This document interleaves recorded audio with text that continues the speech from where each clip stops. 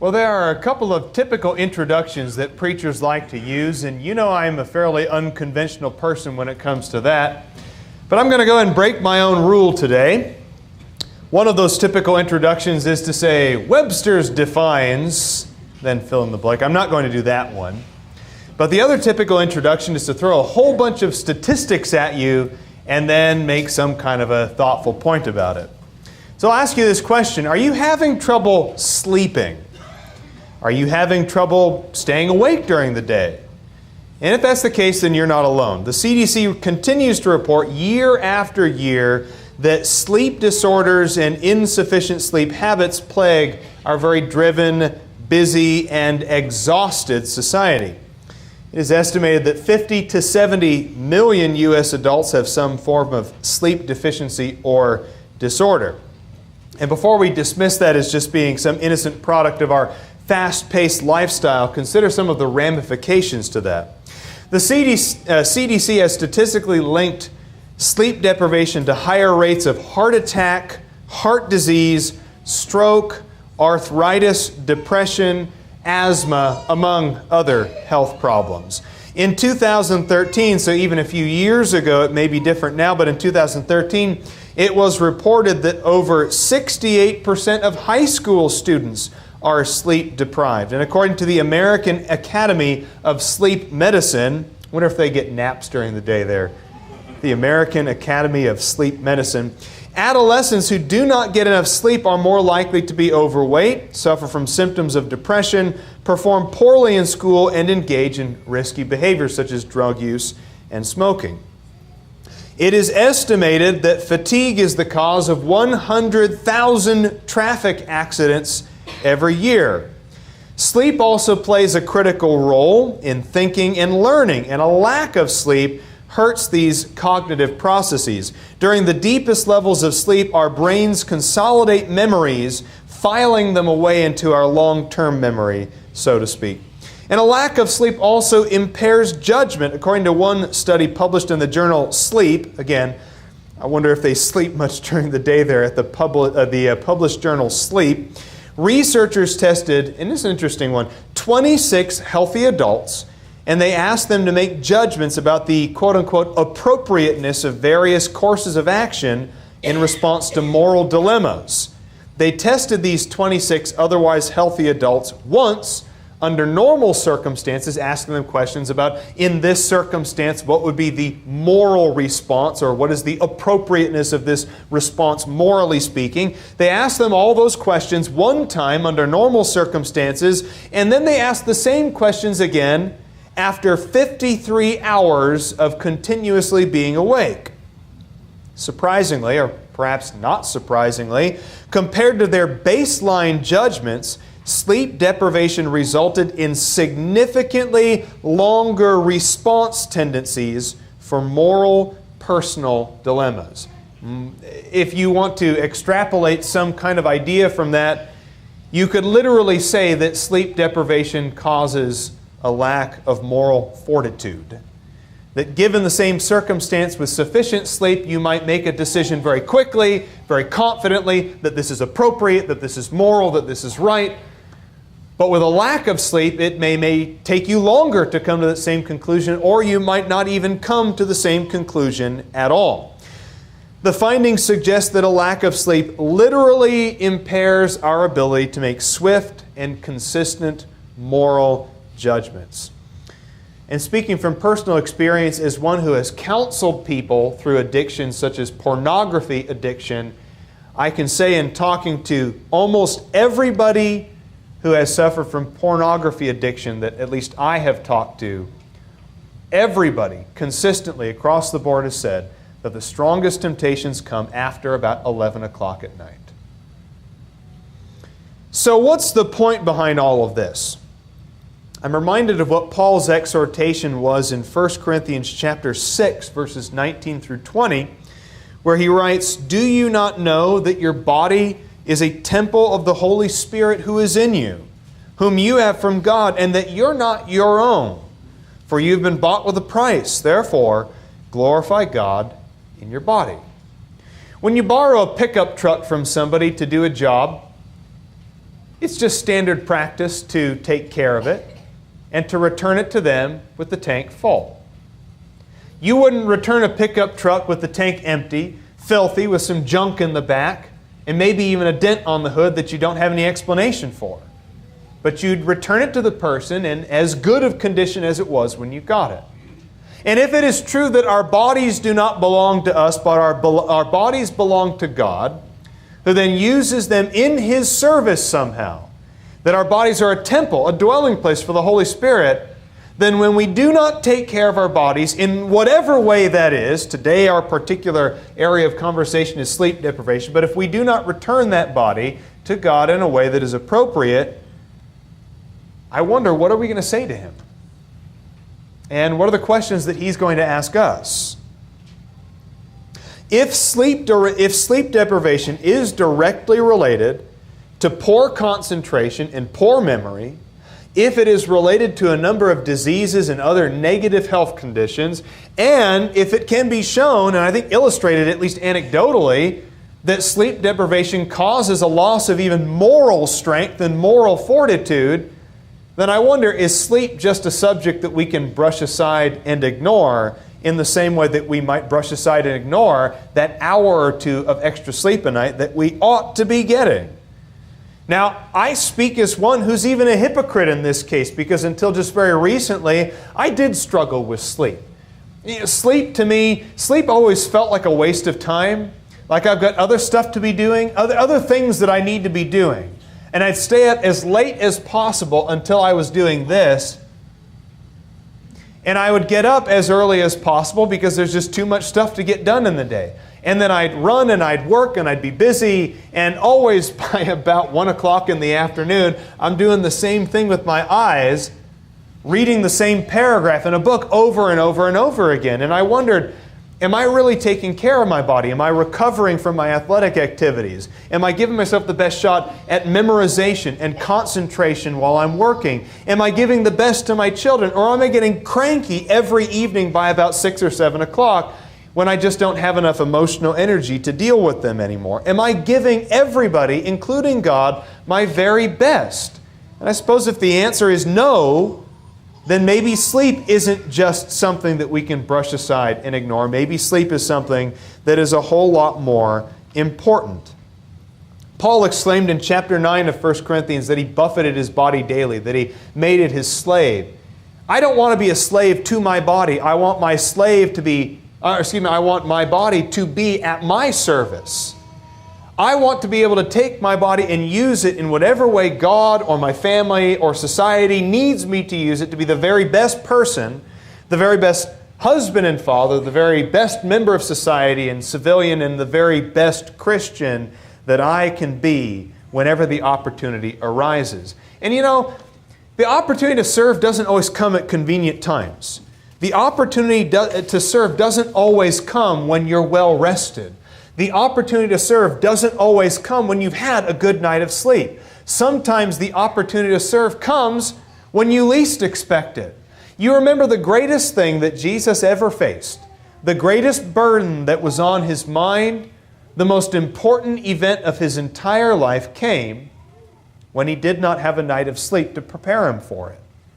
Now, He stayed up that entire night in preparedness because He knew that it was coming. And He was spending His time praying to God because that was what He needed.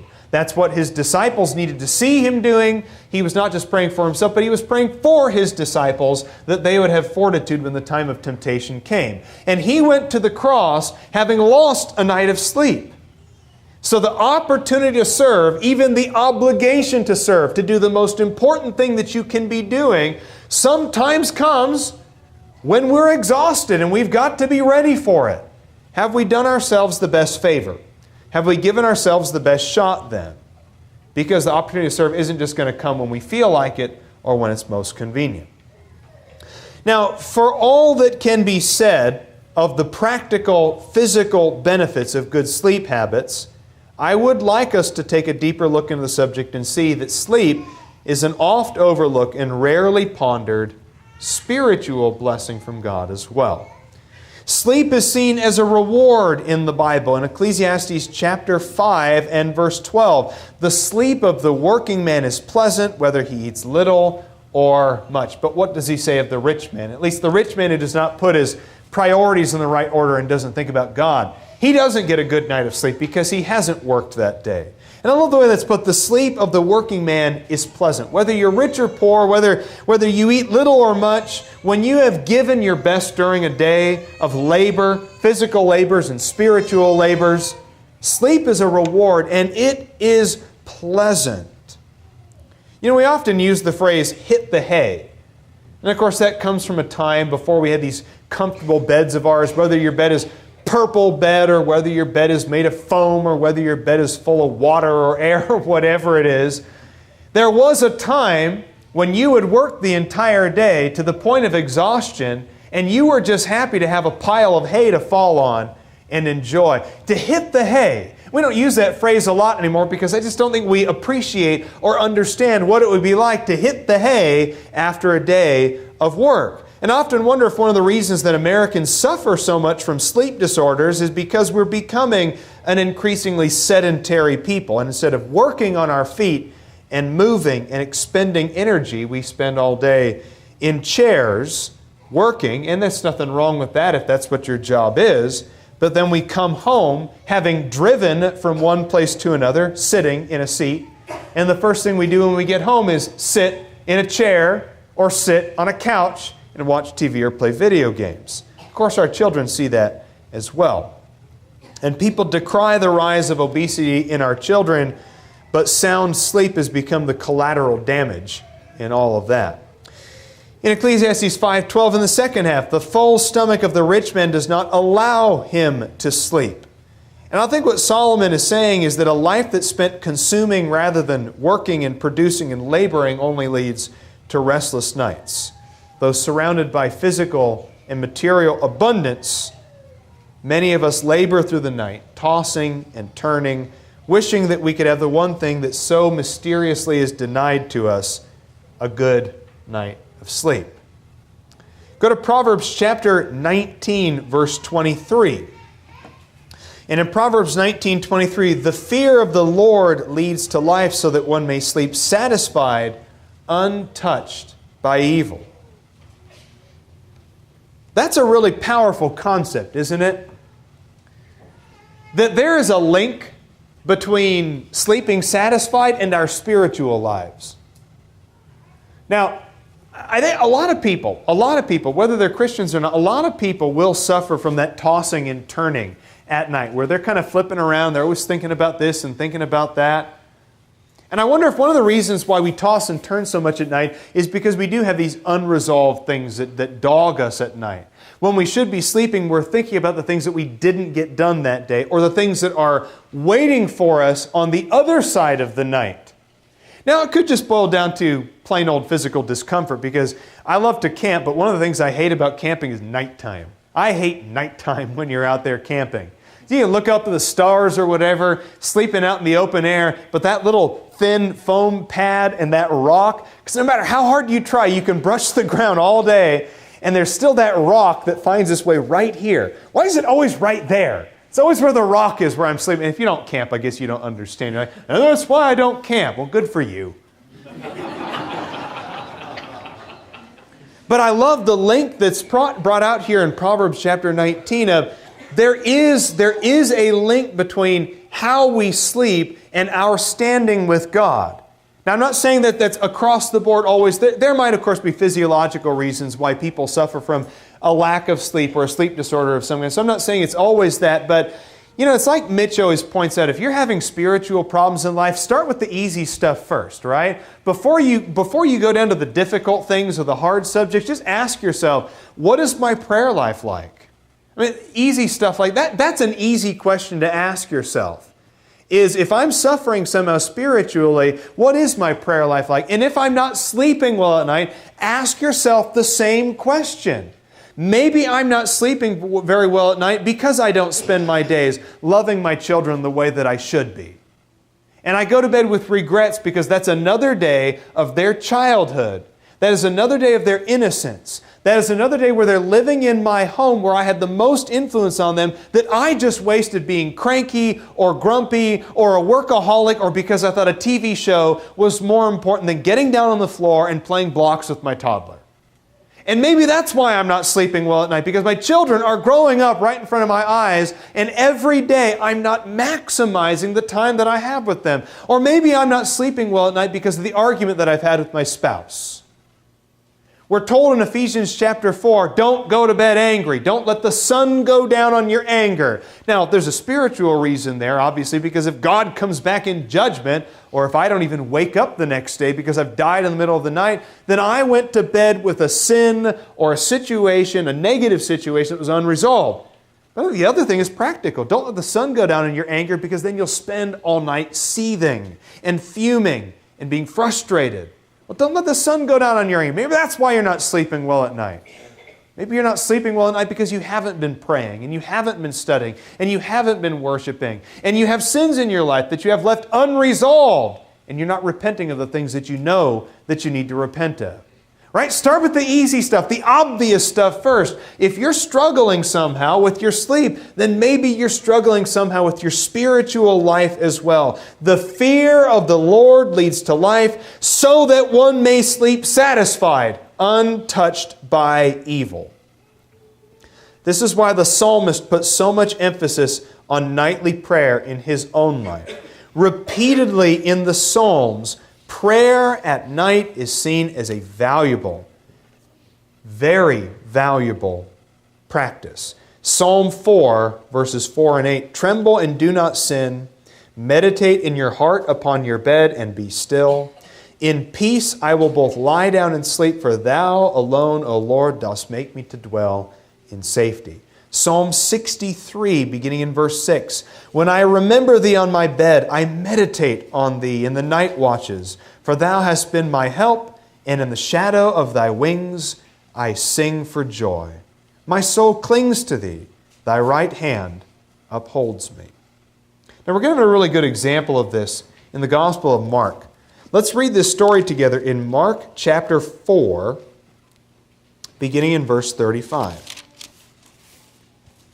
Mark chapter 4, verse 35 says, and on that day, when evening had come, he said to them, let us go over to the other side. That is, that Jesus was saying to his disciples, let's get in a boat and let's cross the Sea of Galilee to the other side of the Sea of Galilee. And leaving the multitude, they took him along with them just as he was in the boat, and other boats were with him. And there arose a fierce gale of wind, and the waves were breaking over the boat so much that the boat was already beginning to fill up.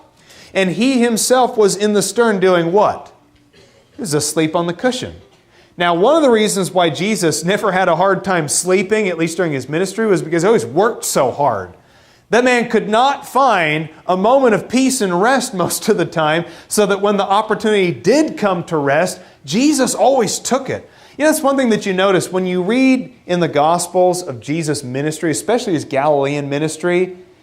He sought opportunities for peace and quiet and rest. That was very valuable to him, because he spends all day hounded by crowds of people wanting to be healed. He spends all day teaching and preaching, which is always exhausting. I preach for a half an hour and I'm ready to be done. And Jesus is surrounded by people, and he's walking from village to village. He's not taking a ride. He's walking from village to village, constantly working, laboring. So when he has a chance to sleep on a cushion in the back of a boat, he's going to take it. And what's amazing is, while the rest of his crew, his disciples, are panicking because the boat is filling up with water, Jesus is able to take a nap during a storm. That I find very amazing. Not only the exhaustion that shows, that Jesus was so exhausted that he could sleep through that, but also the faith that he has that he could sleep through that, knowing, if the boat tips over, I'm not going to die. Look at this here. He himself was in the stern, asleep on the cushion, and they awoke him. They had to wake him up. The tossing and the turning and the rocking and the waves and water splashing on his face, that wasn't enough to wake him up. His disciples had to rouse him awake. They woke him up and they said, "Teacher, do you not care that we're perishing?" I might ask the same question. I might ask the exact same question. You're asleep in the back of the boat and we're about to tip over. Don't you even care that we, and I believe the we there is you included, Jesus, we all together are about to die. Don't you care? Now, being aroused, he rebuked the wind and said to the sea, "Hush, be still." Almost like you would talk to a toddler, right?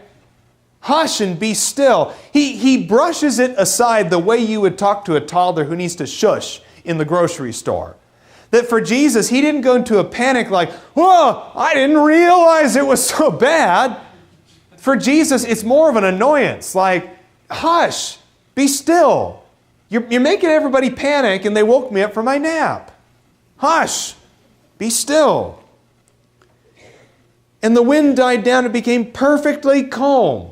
And he said to them in verse 40, "Why are you so timid? How is it that you have no faith?" And they became very much afraid and said to one another, "Who then is this that even the wind and the sea obey him?" He and his disciples are caught in this terrible storm, and Jesus is found asleep in the back of the boat. He's found asleep in the back of the boat. Now, how much faith do you need to have to sleep during a life-threatening storm? Or how confident in God's will must you be to rest so soundly? Now, that's a literal, physical, meteorological event that happened to them. But I suppose we could now expand it out to say the storms of our lives. You know, we've been asked by our elders to improve our prayer lives, and I think it's a wonderful goal. It was one that I would not have thought of on my own. I'm just so impressed with the way they've come up with such creative goals and such a creative and open-ended way to have that goal implemented.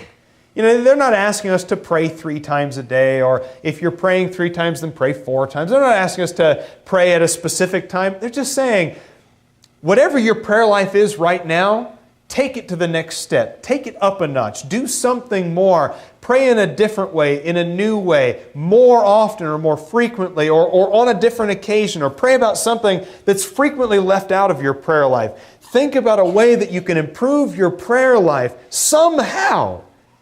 And I think it's such a marvelous thing, because our prayers, I believe, are directly related to the strength of our faith. And our faith is directly related to the way that we can handle the storms of life. People with strong faith handle the storms of life. Partly, at least maybe even the major part of it, is because they have learned how to pray. And they've left things up to God. To stop being anxious about everything, but leave it up to God. In our class on prayer just a few minutes ago during the Bible class session, we were talking about things that are out of our control. Politics and governments and world events that you don't have any say over. Natural disasters and diseases. I mean, these kinds of things sometimes feel so much out of our control, just like the disciples on this boat had no control over the weather, and yet when they pleaded to Jesus, what was He able to do? He did have control over the weather. And now we might fill in the blank there. Who is this? Not just who has control over the wind and the sea and the waves, but who is this that has control providentially over governments and world events and rebellions and revolutions? Who is this that has control when natural disasters happen? Who is this that has control when I am facing a disease that will inevitably bring my life to an end and I have no control over that? But who is this that can take my soul into His hands and guide me to heaven nevertheless? Who is this that has that kind of a control, that kind of power? Now, like the disciples in the boat, maybe at first we doubt and we don't have that very strong faith, and we come to God very timidly. But we need to eventually grow to that point. And maybe it starts with a little more prayer. And a little bit more prayer makes our faith just a little bit stronger. And when our faith is a little bit stronger, we sleep a little better at night, knowing that no matter what happens, storm or earthquake or revolution or rebellion or dying in my sleep of an aneurysm, when my faith is just a little bit stronger and my sleep is a little bit better, I can wake up every morning, if I wake up, knowing that my life is in God's hands. And suddenly the question of, but what if I die in my sleep, becomes immaterial to the Christian. Some people are so afraid of dying in their sleep that the fear indirectly disrupts almost every other part of their lives. And I think part of sleeping soundly is the confidence that salvation is God's promise to you, even if death comes suddenly or quietly. Let's bring our lesson to a close with a few practical considerations then on the point of sleep in the Christian's faith. First is this. We never really know what obstacles and opportunities may be presented to us throughout the day, so sleep in such a way that you're prepared for some extra effort when it's necessary. Sleep in such a way that you've got a little bit of extra gas in the tank if you need it. That if something comes up in the day that requires just a little extra energy from you, that you've got that reserve in the tank ready to go. Sleep like that. Don't sleep so that you're always just kind of budgeting sleep, on a zero budget there, right? Never negative, never positive. I've just budgeted the exact amount of sleep that I need to get through the day. Sleep that extra 30 minutes. Have that extra 30 minutes of energy in your tank so that when something comes up and you need to serve and you need to be pushed somehow, that you're able to. Jesus reminds us in the Sermon on the Mount in Matthew 5, verse 41, that when somebody pushes you and says, go a mile, you're able to look at them and say, I'll go 2. I'll go 2 miles. And I'm ready to do that. And I'm ready to serve that extra mile. In Acts chapter 20, beginning in verse 7, Paul pushed his sermon back there until midnight when he met with the Christians in Troas.